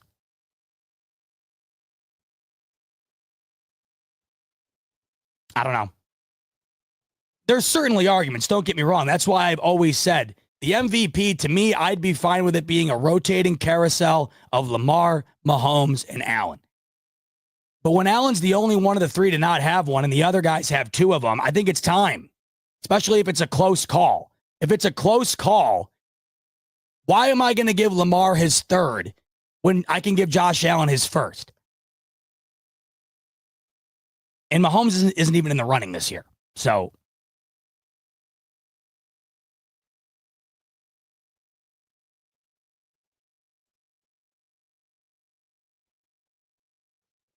I just think that's what it comes down to. Unfortunately, that's not what the award often comes down to. But to me, I think Josh Allen is the most valuable player to his organization. Period. And the fact that he doesn't have one yet, I think is BS. And I think this is the year. Should be the year. Richie, my mom said it perfectly because I said I want playoffs to start tomorrow. And she said, take this all in and enjoy it. We'll make a Super Bowl win better. I agree. I agree with your mom. I don't want the playoffs to start tomorrow. I'm actually loving this. This is a perfect spot to be in. Because not only are the Bills off to their best start since 1992, not only is Josh Allen the MVP favorite, not only do the Bills have a chance at the 1 seed, but the Bills have locked up the division. They locked up the AFC East like weeks ago, it feels like at this point. It feels like a month ago. You get to essentially enjoy this Bills team with a safety net underneath of it. You get to enjoy what this Bills team currently is without the stakes of win or go home attached to each and every game. And it's a fun spot to be in because the playoffs are amazing. There's absolutely nothing like it. But the unfortunate reality is there's going to be 14 teams that make the playoffs and one of them goes home happy. That's it. That's why it's so hard to win it. It's why it's so hard to be happy at the end of the year, regardless of how great your team plays in the playoffs. It's just the reality of the NFL. And it ends like that. You go from being the most excited you've ever been all year long to, in an instance, it's entirely over. There's nothing to look forward to next week, the week after that. The only thing you can look forward to is watching someone else's team go and win it. And then you look forward to April. So as great as the playoffs are, as intense as they are, as amazing and fun and entertaining and just unbelievable as they are, that's what sucks the most about them is when it's done, it is done. I mean, it's also what makes it as high stakes as it is, of course, and what makes it as great as it is. The playoffs wouldn't be the playoffs if it weren't for the stakes. That's what makes them as great as they are. Like, in the NBA, NHL, MLB, that's why they always say, what's the two best words in sports? Game 7. Because a game 7 in the NBA, the NHL, the MLB, a game 7 is just a playoff game in the NFL. There's no tomorrow. There's no game 3. Hopefully we take this one and we bring it back home and try to, overcome our deficit in this series. No. You either get it done or pack your bags. You're off to the Bahamas. That's what makes it what it is. It's why it's the greatest sport on the planet, in my opinion. But right now, you get to just enjoy great football. You get to enjoy the greatest start that this organization has had in over 30 years. You get to enjoy the greatest quarterback it's had in 30 years. You get to enjoy an MVP favorite at quarterback. You get to enjoy a really intense schedule. So good games, right? Niners, Rams, Lions. You get to enjoy some high-end football in high-end spots. 4 p.m. window, Sunday night football, right?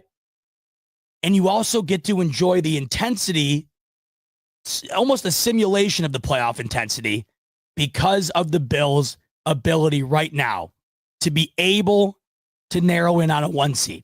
That adds that playoff element to it. So I agree with your mom. Like, enjoy this. No reason to rush the playoffs in. I'm looking forward to them as much as the next person. A lot to look forward to throughout the rest of the regular season here. Richie's also saying, preach, bot, you making me tear up in a good way. That's what I'm talking about. That's what I'm talking about, baby. Let's save the tears for February in a good way. In a good way. Let them flow. If you feel like letting them fly, let them fly. This team's brought me to tears in a good way and a bad way. I mean, my God, the Chiefs' 13-second game, it brought me to tears in both ways. I'll never forget that. For a brief minute, I was crying because I thought I was witnessing what I've been waiting for my whole life. And then in another instance, I was witnessing one of the most devastating things I've ever witnessed in terms of sports in my life. And I don't know.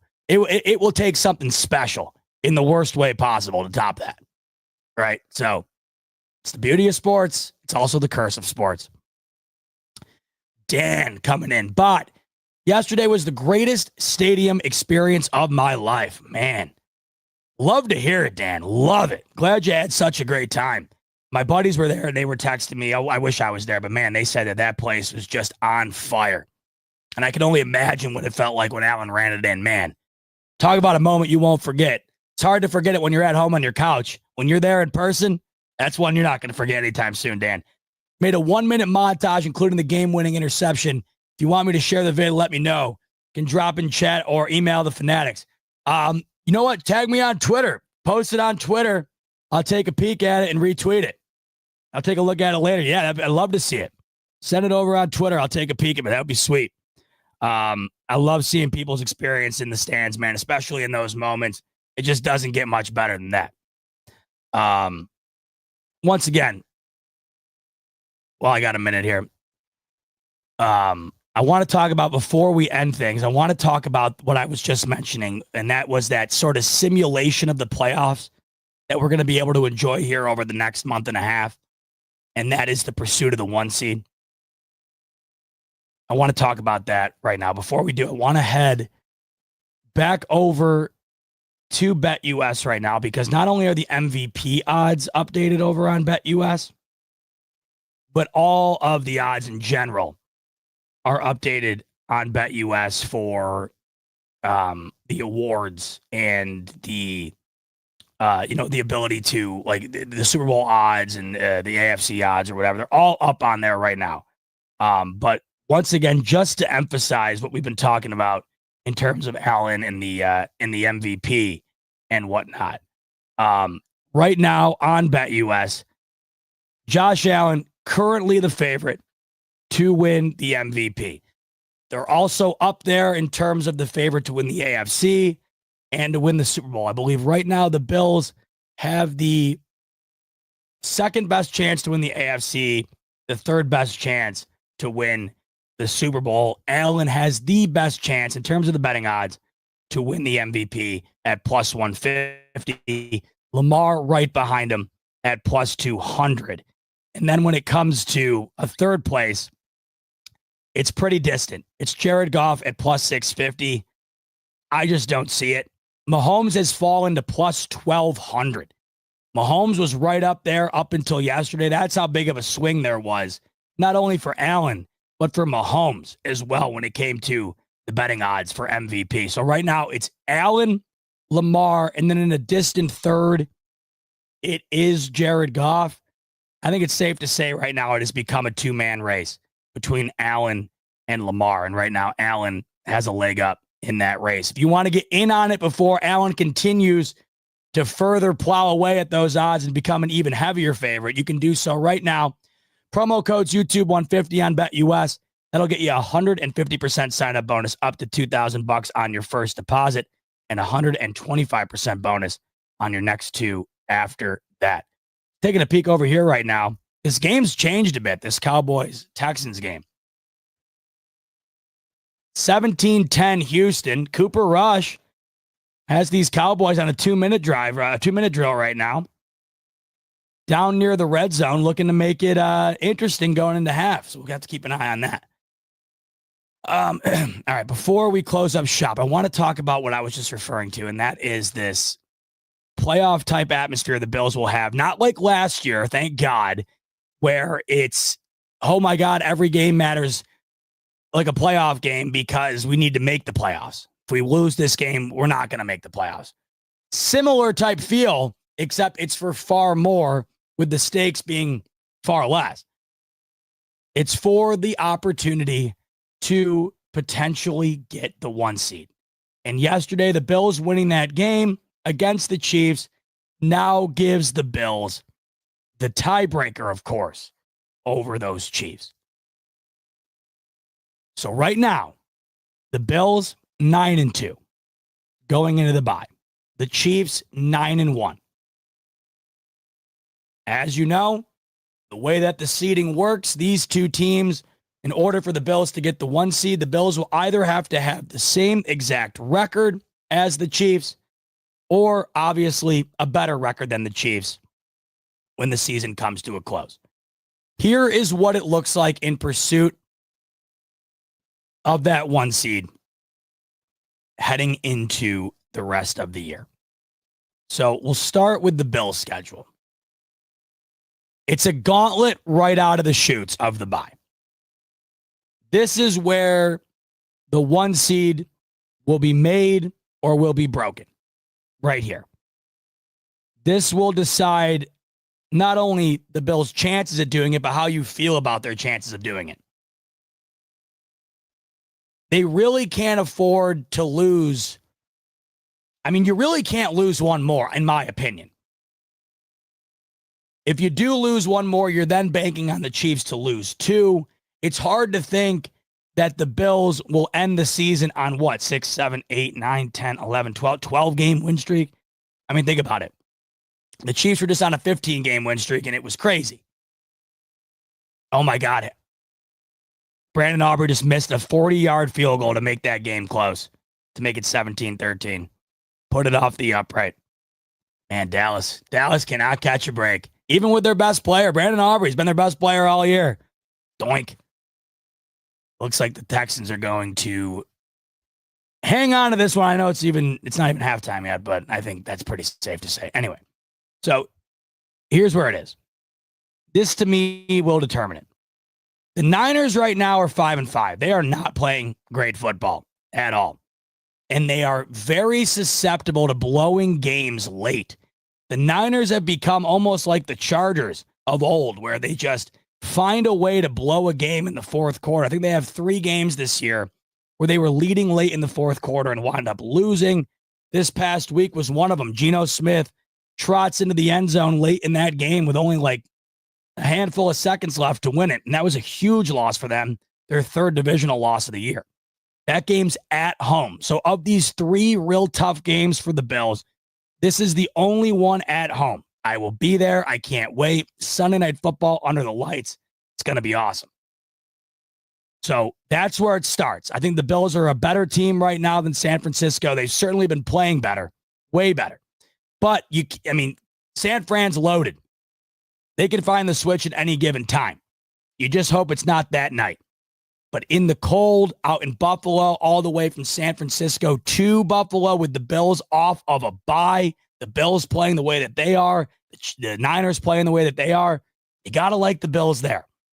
Then the Rams. They're not an easy one either. The Rams have won, I think, 4 of their last 5. They just squeaked it out against the Patriots over the weekend here, who have been playing better, but still. But you saw how they played against the Dolphins, man. They play like that against the Bills. The Bills they'll run them out of the building.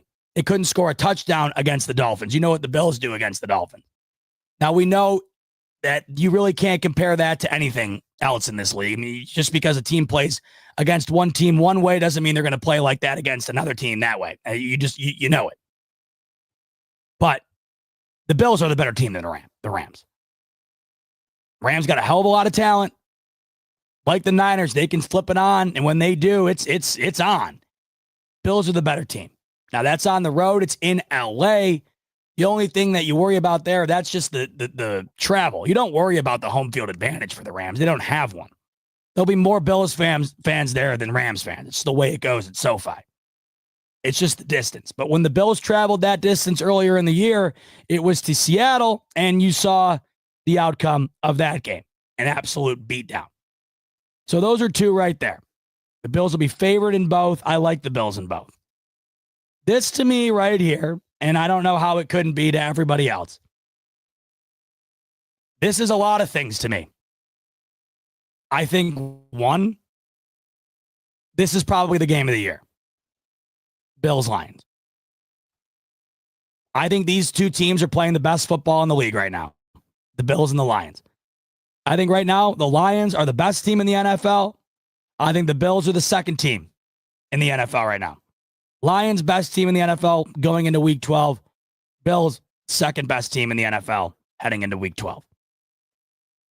So not only from a matchup perspective do you have the best game of the year, I think you also might have a potential Super Bowl preview. I think the Lions are going to the Super Bowl.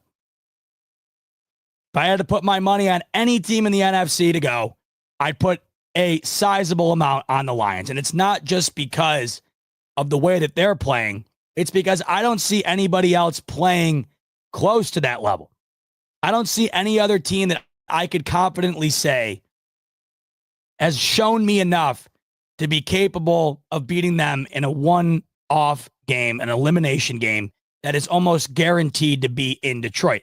With that said, however, the only team that I think slightly has a chance to do it and has continued to show over the weeks, and we'll see where I feel in a couple of weeks. I've garnered more confidence in this team over the last couple of weeks. The Philadelphia Eagles. I think the only team that could potentially be standing in the way of Detroit's ability to go to the Super Bowl is the Philadelphia Eagles. So with that said, not only do I think it's a Super Bowl preview potentially, but it's also a massive game for the 1 seed for both of these teams. Because if the Bills beat the Niners and the Rams, they're still playing for the 1 seed against Detroit. If the Eagles continue to win and the Lions continue to win, if the Lions lose this game against the Bills and then the Eagles continue to win, they'll both have 2 losses. And then all of a sudden, Detroit goes from having the 1 seed locked up all year, really. They've been there almost all year. They go from that to all of a sudden 3 weeks left in the year, and we're looking up or we're looking dead even, and it's coming down to the wire. That game right there, I don't know how it's not the game of the year. I think it's the game of the year strictly from a matchup standpoint. I think right now the Bills and the Lions are playing the best football in the league. I think it's the game of the year because I think it is a viable potential Super Bowl matchup. The betting odds right now will show you that. You can go and bet on what you think the Super Bowl matchup will be. This is one of the heaviest favorites, Bills-Lions. So you got that. And I also think Both of these teams will be playing for a 1 seed. And whoever wins has a damn good crack at it. Whoever loses is in some trouble. The Bills are in real trouble. The Lions are in more trouble than they've been in well over a month. I'm not overlooking the Niners and the Rams at all. Those are two tough-ass games. But if the Bills can get over that, this is the game. I mean, I don't know what more I can say. That game right there, it doesn't get better than that, like at all. Years past, currently, future. I mean, this is the game. But if the Bills can find a way there, Patriots, Jets, Patriots.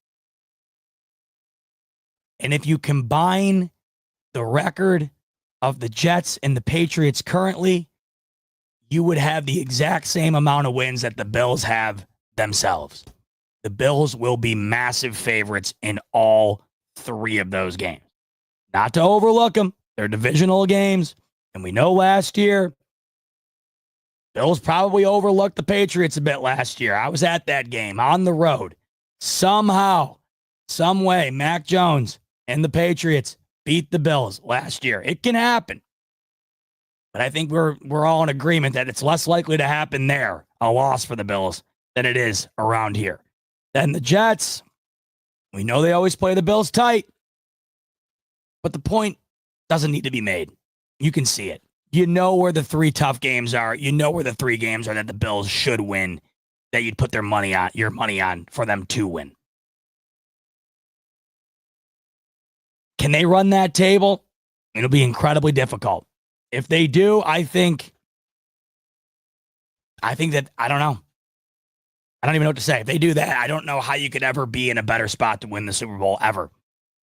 So let's say, though, that they drop one, which would still be incredible. That would still put the Bills at 13, or that would put the Bills at 14-3, which would be their best record ever with Josh Allen. Think about it. Even one loss, it's still the best they've ever done. And one loss throughout this stretch would be impeccable. But let's look at the Chiefs. Because regardless, if the Bills win out and go 15-2, it still won't be good enough if the Chiefs win out. So here's what the Chiefs got going on. Unlike the Bills over the next couple of weeks, the Chiefs have some cupcakes over the next couple of weeks. They got the Panthers this upcoming week. I mean, if the Panthers beat the Chiefs, then something's up. Something's up. I don't even know how that would be possible. I don't. Any given Sunday, I get that, but we're talking that would be one of the biggest upsets in league history if the Panthers beat the Chiefs. Right now, I believe that they're a 11 or 12-point favorite on the road, mind you. So that tells you if the Chiefs were home in this game, they'd be like a 15-point favorite.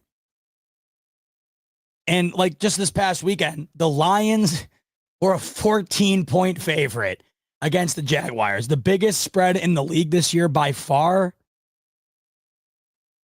They won by 46. So the Chiefs aren't losing that game. Okay. Then you got the Raiders. Hey, it's on Black Friday. The last time the Chiefs lost a game prior to the Bills beating them on Sunday was on Christmas against the Raiders. Could we see a repeat? Holiday weekend, standalone game, the Raiders. I don't see it. But there's a better chance of it happening there than the Panthers, I'll tell you that. Then it gets interesting. This is not a cakewalk for the Chiefs. It's a cakewalk, in my opinion, the next couple of weeks.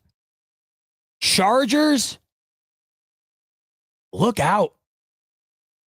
Look out. Chargers got 7 wins. Out of nowhere, right? Harbaugh takes over. Should have lost last night. Found a way to win. Unlike the Chargers teams of the past, this team finds a way to win as opposed to finding ways to lose.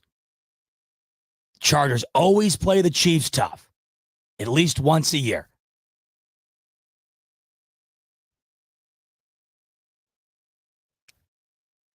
That's a big game. And that's a primetime game. That's an 8:20 football game. That's huge.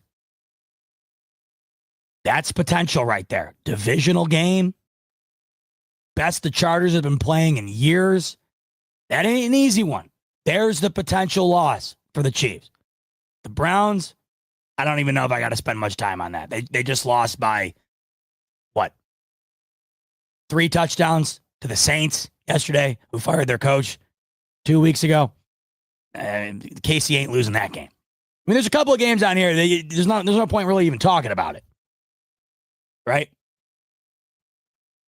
And also, Rubicon's making a good point here. This game against the Chiefs, the Chargers, rather, for the Chiefs is huge because all of a sudden, if they were to lose that, depending on what the Chargers are doing, like then all of a sudden that the division gets a little interesting because they're only 2 games back from the Chiefs right now in that division. So if they lose that, the Chiefs, then everything gets interesting. So that's a huge game. And then I'll tell you, man, this is a rough end of the year for the Chiefs. This is not an easy stretch here. The Texans, who are getting healthier, haven't been playing their best ball, but we know Houston is a playoff team in this AFC. So, tough one there. The Steelers, man, what more can I say? I mean, what more can anybody say? This team is 8-2, for God's sakes. Just beat the Ravens yesterday. Beat the Commanders last week. All they're doing is winning. They can't stop. All they're doing is winning. The Steelers are legit, man. They're scoring points. And when they're not scoring points, their defense is shutting you down. They have won 2 games this year without scoring a touchdown. Combined, the rest of the league has the same amount of wins in that exact scenario. Same amount. They win in different ways. That defense is off the charts. Mike Tomlin, as good as it gets, he's been that way for years. Basically his whole career. But the offense, too, I know you didn't see it yesterday, but those are how those AFC North games always go. They're just always like this. The margin is so thin. I know they didn't score yesterday in terms of getting it into the end zone. Look what the defense did. Shut down the Ravens, who have been putting up 30-plus on everybody. Steelers are legit. That game is going to be huge. And I just looked and I just noticed this. Holy crap. That game's on Christmas. Oh, my God. You want to talk about opening up one hell of a present. Right when you're done with your Christmas brunch, right when you're done with opening up your gifts, you're sitting your ass on the couch 1 p.m. for that ball game right there. That's going to be a huge one. And don't forget, I know I'm talking about the Bills' chance at the 1 seed. Oh, Steelers might have something to say about that going into that game, the way things are going right now, which is crazy. That's a huge-ass game. Christmas, oh, my God, let's go. And then the Broncos, final game of the year for KC. And we just saw the Chiefs needed a block on a 35-yard game-winning field goal attempt to beat those Broncos. And this time, it's in Denver. Denver D, legit. Bo Nix playing unreal lately. They just destroyed Atlanta yesterday. We know what they're capable of doing against the Chiefs. Right? Divisional games, you know it. You know it. Doesn't matter how good or bad you are. You know it's a dogfight. And Denver's a playoff team right now. Denver, if it ended today, they'd be in. Bengals losing last night. That did a hell of a lot of good for Denver, too. I mean, they're end of the year here with 3 playoff teams in a row and 4 of their last 5 being playoff teams. So that's kind of the outlook here. This is what's coming up. This is what's on the line. This is the path to the 1 seed. And I would argue it's just as tough for the Chiefs to go the distance as it is the Bills. Can the Chiefs lose 2, however? Can the Chiefs lose 2 to allow the Bills to lose 1 and allow the Bills to get in? That will be the question. And we have a lot to look forward to in terms of finding the answer. And I can't wait. That's going to do it for me tonight, folks. That's going to wrap it up on the smoke break. 2 hours in the books on a Victory Monday. And we have well over 1,100 of you in here throughout. And I appreciate each and every last one of you. Much love to all of you. It was so exciting celebrating the win with you yesterday with Rico on the post game. So much fun keeping the party rolling with you here on Victory Monday night. Had a ball. Hope you did as well. I know it's the bye week, but we'll still be around. We'll be chatting throughout the week, talking more about the path to the 1 seed, talking more about what's coming up for these Bills, what the landscape of the league is looking like going into the final month of the year. A lot coming around on the horizon that we'll be talking about. So I know it's the bye week, but could it be a better time for the bye week, folks? You got to win over the Chiefs. Your Bills are 9-2. They're getting healthy, and they're coming out of the bye with 3 prolific games with a chance at the 1 seed. Mwah! It doesn't get better. Can't wait to talk to you later in the week. Until then, hope you enjoy the rest of your Victory Monday evening. Hope you enjoy the rest of your week as well. On the way out the door, like button if you could, subscribe button if you could as well. We're nearing in on 30K. And also, YouTube 150 is the promo code on BetUS. That'll get you 150% sign-up bonus, up to $2,000 on your first deposit, and 125% bonus on your next 2 after that. Till next time, folks, much love as always, and go Bill.